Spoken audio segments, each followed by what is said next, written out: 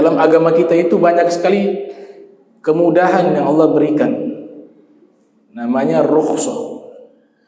Bahkan agama Islam dari sisi hukum itu ada kaedah umum yang menjadi rujukan para fuqaha. Apa kaedah umumnya? Al-masyaqqatu tajlibu taisir. Al-masyaqqatu tajlibu taisir. Ini adalah mabadi al-ahkam asy-syar'iyyah. Ini prinsip dasar hukum Islam. Kaedahnya adalah jika ada yang sulit, maka Allah akan syariatkan sesuatu yang mudah. Tajlibu taisir. Al-masyaqqah, hal yang sulit di dalam syariat, tajlibu taisir, akan ditarik kepada hal yang memudahkan pemeluk agama Islam. Itu kaidah fikih, kaidah usul fikih dan al-qawaidu fiqhiyah. Mereka mengambil dari firman Allah Subhanahu wa taala, yuridullahu bikumul yusra wala yuridu bikumul usra. Allah hanya menginginkan kepada kalian yang mudah. Allah tidak menginginkan kepada kalian yang susah. Itu prinsip dasar hukum Islam. Jadi Allah ketika menetapkan hukum, itu tujuannya pasti memilih sesuatu yang mudah, tidak yang sulit dilaksanakan oleh pemeluk agama Islam. Di dalam hadis Rasulullah sallallahu alaihi wasallam bersabda, yassiru wa la tu'assiru, basyiru wa la tunadziru. Ketika mengutus Sayyidina Muaz bin Jabal dakwah ke negeri Yaman, Nabi memberikan wasiat. Itu orang-orang baru mengenal Islam, kasih mudah mereka, jangan mempersulit. Berikanlah kabar gembira kepada mereka, jangan memberikan kabar-kabar yang menakutkan kepada mereka. Itu wasiat dari Nabi kita Muhammad sallallahu alaihi wasallam. Artinya agama ini dibangun di atas at-taisir, di atas hukum yang mudah, bukan hukum yang sulit. Namun kemudahan yang kita ambil harus berdasarkan pendapat para fuqaha, bukan kita memilih sendiri bagi pribadi kita ini yang mudah, tidak. Ini semua ada aturannya. Oleh sebab itu kan hukum itu ada ikhtilaf. Karena di situ dilihat daripada maslahat. Berpindah mazhab dalam keadaan tertentu itu diperbolehkan dengan 6 syarat. Salah satunya itu dia berpindah mazhab dari sisi hukumnya itu bukan mencari yang mudah-mudah, tapi memang keadaan memaksa dia untuk mengambil pendapat mazhab tersebut. Tapi hakikatnya tidak keluar mazhab, dia hanya pindah satu hukum saja. Kalau keluar mazhab itu secara keseluruhan. Nah, ini agama Islam dibangun dengan as-samhah wa taisir, kemudahan. Nah, ilmu yang disusun oleh para ulama dengan prinsip tadi al-masyaqqatu tajlibu taisir, itu ada ilmu namanya usul fikih. Usul fikih. Yang kedua namanya al-qawaidul fiqhiyah. Yang ketiga namanya ilmu fikih. Ini berkaitan tentang ilmu hukum syariat. Jadi ada 3 bidang ilmu: usul fikih, al-qawaidul fiqhiyah, kemudian yang ketiga ilmu fikih. Usul fikih ini berbicara tentang manahiju istinbatil ahkam, metodologi di dalam pengambilan hukum. Dan ilmu ini bagi kita hanya teori, walaupun dia ustadz di zaman sekarang. Kenapa? Karena metodologinya itu dilaksanakan oleh mujtahid seperti Imam Syafi'i, Abu Hanifah, Imam Ahmad, Imam Malik, Sufyan ats-Tsauri, Al-Imam Lais Ibn Sa'ad, Al-Imam Auza'i, Al-Imam Abu Daud Az-Zahiri, dan imam-imam lainnya. Nah, mereka yang memahami cara istinbat hukum, karena mereka menguasai Al-Quran dan hadis Nabi dan aqwal sahabah pendapat-pendapat sahabat dan juga mendalami kurang lebih puluhan ilmu yang berkaitan dengan ilmu Al-Quran, baru bisa menggunakan metodologi mengambil hukum secara langsung di dalam Al-Quran dan dalam hadis. Nah, kita tugasnya ittiba saja, mengikuti, karena kemampuan kita tidak sampai di situ. Kemudian kalau al-qawaidul fiqhiyah, kaidah fiqhiyah itu membahas rumusan pengambilan hukum. Jadi dia punya rumus-rumus di dalam menentukan satu hukum, itu nama ilmunya al-qawaidu al-fiqhiyah. Kemudian an-natijah min tadbiqihima, hasil dari dua ilmu tersebut itu adalah ilmu fikih. Sudah jadi hukum, sudah memproduksi satu hukum tertentu. Nah, ini sistematika di dalam memahami bagaimana keluarnya satu hukum. Jadi dari Al-Quran dan hadis, ada juga mengambil ucapan-ucapan para sahabat, kemudian mereka simpulkan dengan metodologi dalam ilmu usul fikih dan ilmu al-qawaidul fiqhiyah. Setelah itu keluarlah produk hukum. Produk hukum inilah yang namanya ilmu fikih. Makanya kalau kita lihat definisinya, logatan al-fahamu, fikih itu secara bahasa artinya faham. Secara etimologi, secara terminologi, wastilahan artinya al-ilmu bil ahkami syar'iyyatil amaliyatil muktasabah min adillatiha at-tafsiliyah.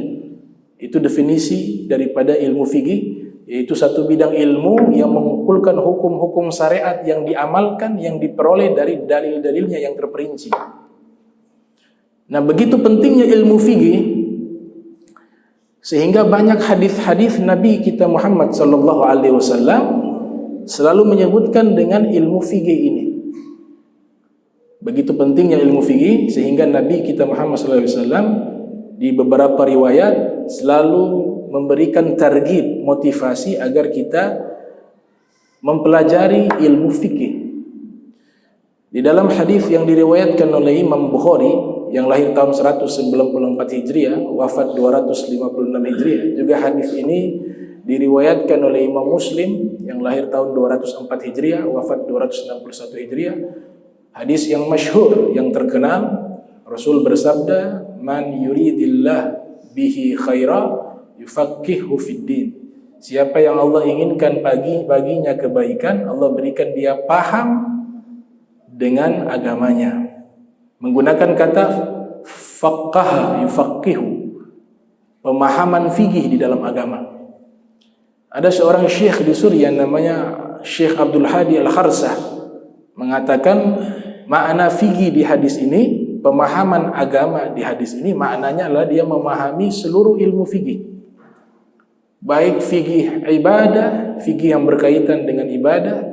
Yang kedua, fiqhul muamalah, fikih yang berkaitan dengan interaksi sosial atau fiqhul muamalah. Yang ketiga namanya fiqhul munakahah, berkaitan tentang hukum-hukum pernikahan atau kaitan dengan segala sesuatu yang berkaitan dengan pernikahan. Yang keempat, fiqhul muaqabah, fikih tentang hukum pidana dan perdata di dalam Islam. Itu yang dinamakan fikih secara keseluruhan. Hadis yang kedua berkaitan tentang fikih atau ilmu fikih, itu hadis yang dikeluarkan oleh Ibnu Hibban di dalam sahihnya. Rasul sallallahu alaihi wasallam bersabda, "Khiyaruhum fil jahiliyati khiyaruhum fil Islam idza faquhu." Orang terbaik di antara mereka di masa jahiliyah, mereka akan menjadi juga orang terbaik di masa Islam. Idza faquhu, apabila mereka menjadi ahli fikih. Kata faquhu itu artinya sara faqiha, dia menjadi orang yang paham tentang hukum Islam. Dia akan menjadi orang terbaik, kata Nabi kita Muhammad sallallahu alaihi wasallam. Wa fi riwayatin ukhra, di riwayat yang lain, faqihu, apabila dia paham dengan agamanya. Kalau faquha, dari kata faquhu tadi, faquha ada faqiha. Kalau faquha artinya menjadi ahli fikih, kalau faqiha artinya dia paham dengan agamanya. Hadis yang ketiga berkaitan tentang ilmu fikih, itu hadis yang diriwayatkan oleh Syekh Nawawi Al-Bantini di dalam kitab Nasaihul Ibad.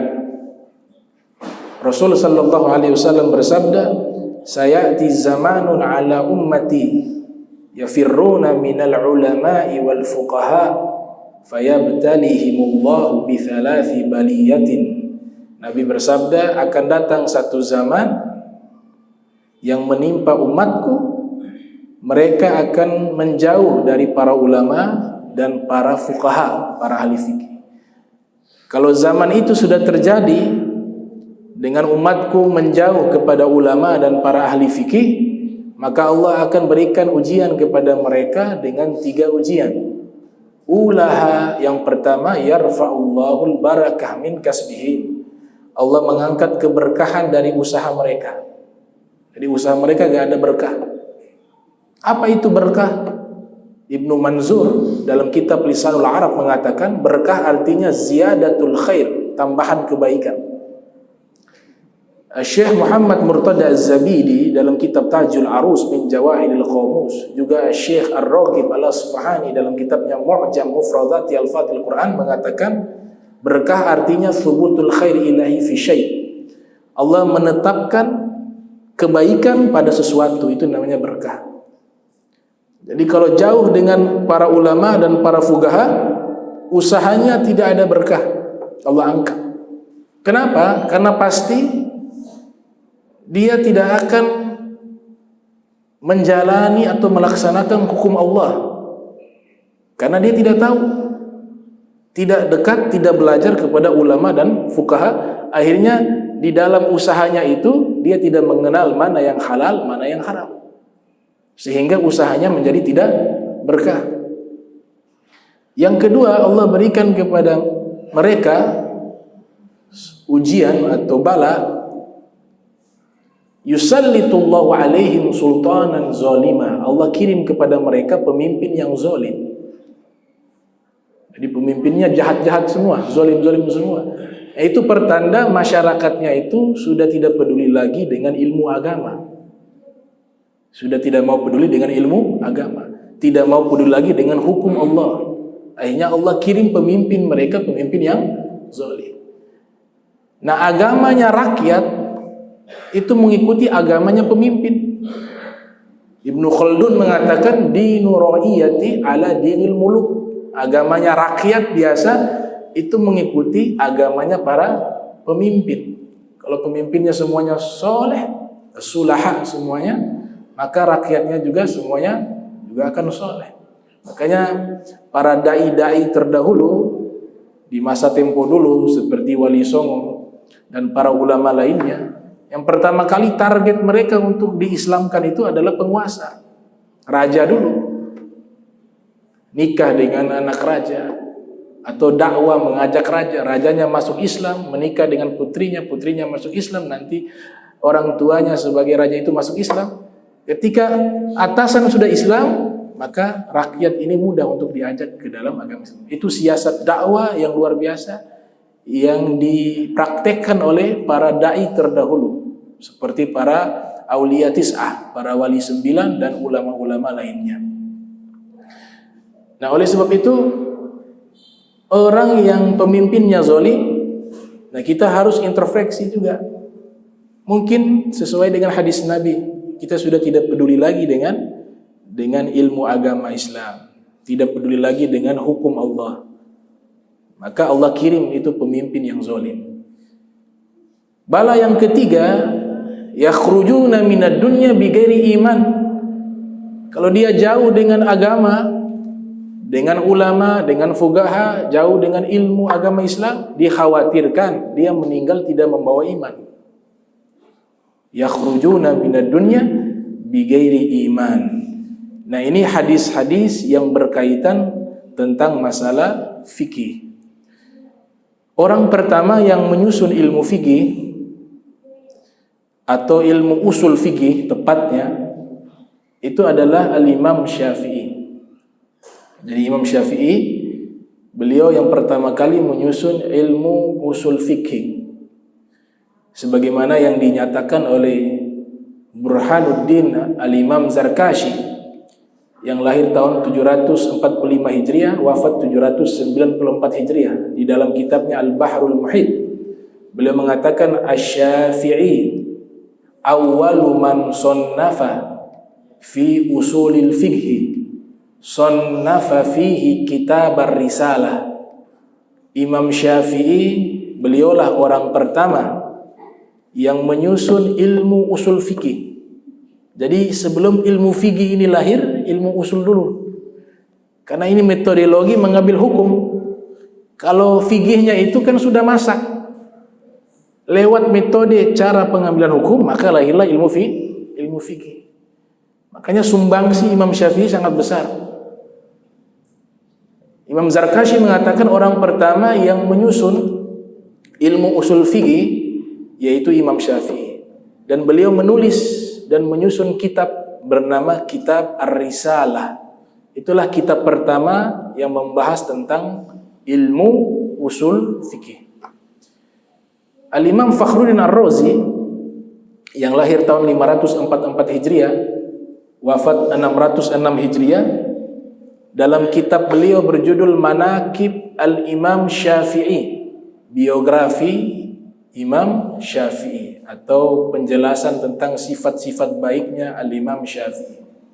Beliau lahir tahun 544 Hijriah, wafat 606 Hijriah. Al-Imam Syafi'i lahir tahun 150 Hijriah, wafat pada tahun 204 Hijriah.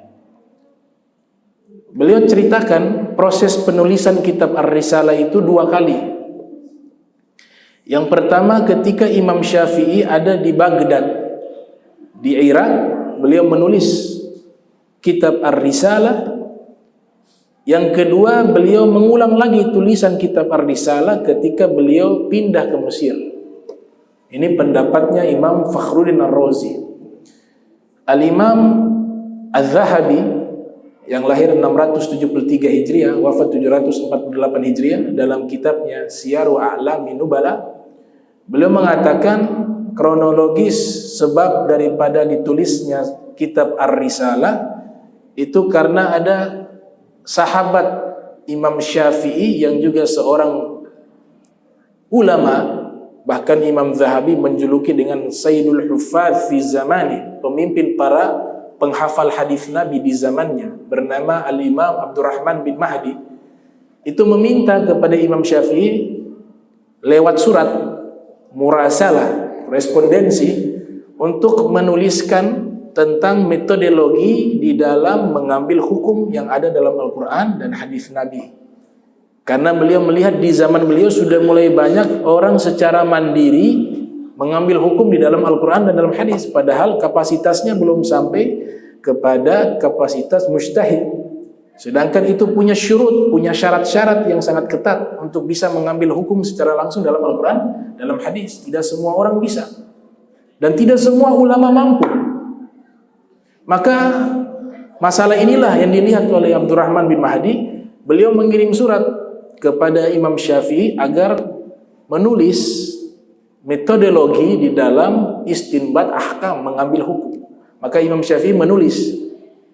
Kemudian ini lewat surat, dikirimlah surat tersebut kepada Imam Abdurrahman bin Mahdi yang isinya menjelaskan metodologi di dalam pengambilan hukum di dalam Al-Quran dan di dalam hadis Rasulullah SAW.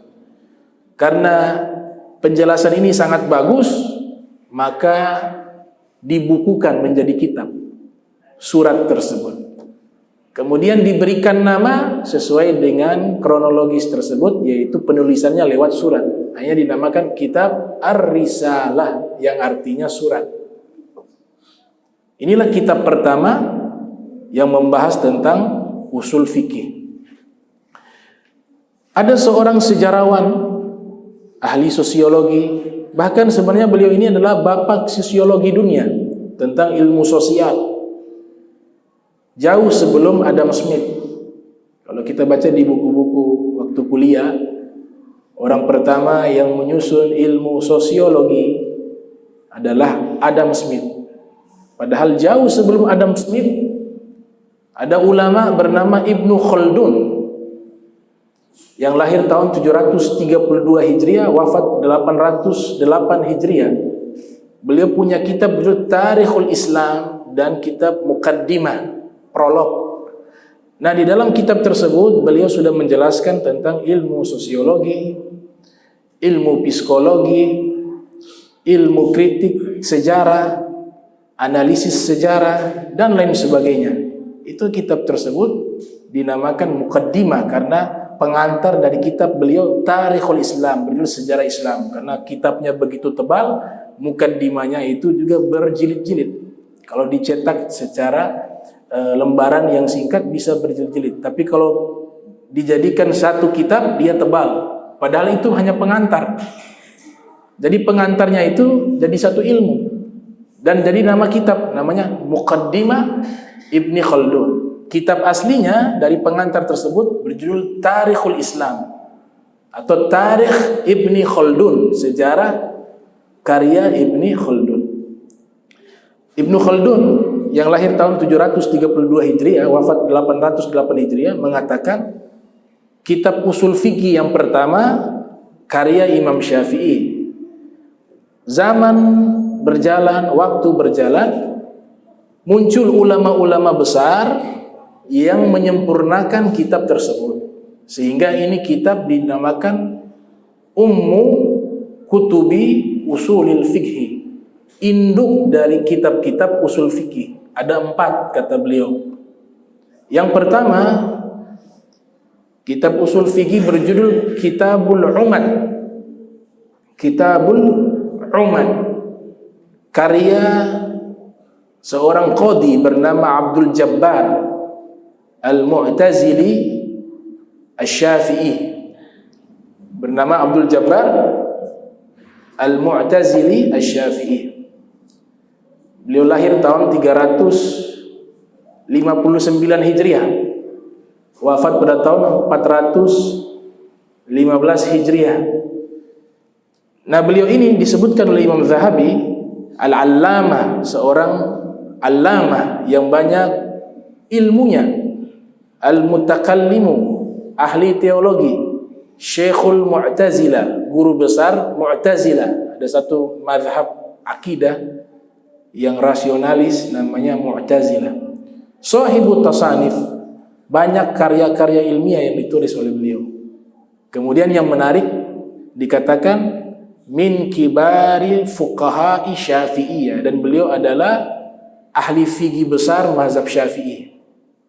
Ahli fikih besar Syafi'iyah. Jadi tidak semua yang bermazhab Maliki, bermazhab Hambali, bermazhab Hanafi, bermazhab Syafi'i, tidak semuanya mereka itu akidahnya sama. Bisa akidahnya berbeda. Secara fikih sama-sama Syafi'i, tapi ada yang akidahnya Mu'tazilah. Secara fikih ada yang ulama sama-sama Hambali, tapi akidahnya Mujassimah. Dan seterusnya, Hanafi juga demikian, Maliki juga demikian. Ini ulama pertama yang menyusun kitab induk usul fikih. Nama kitabnya Kitabul Umad. Ulama kedua, murid dari beliau, namanya Abul Husain Al-Basri. Beliau wafat pada tahun 436 Hijriah. Tahun lahirnya tidak ditemukan. Punya kitab namanya Kitab Al-Mu'tamad. Kemudian yang ketiga, kitab induk usul fikih, namanya Imam Haramain,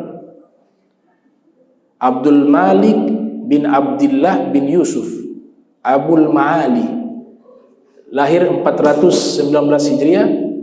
Beliau punya kitab berjudul Al-Burhan tentang usul fikih.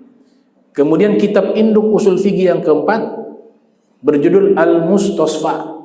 Al-Mustasfa karya Imam Al-Ghazali, lahir 450 Hijriah, wafat 505 Hijriah.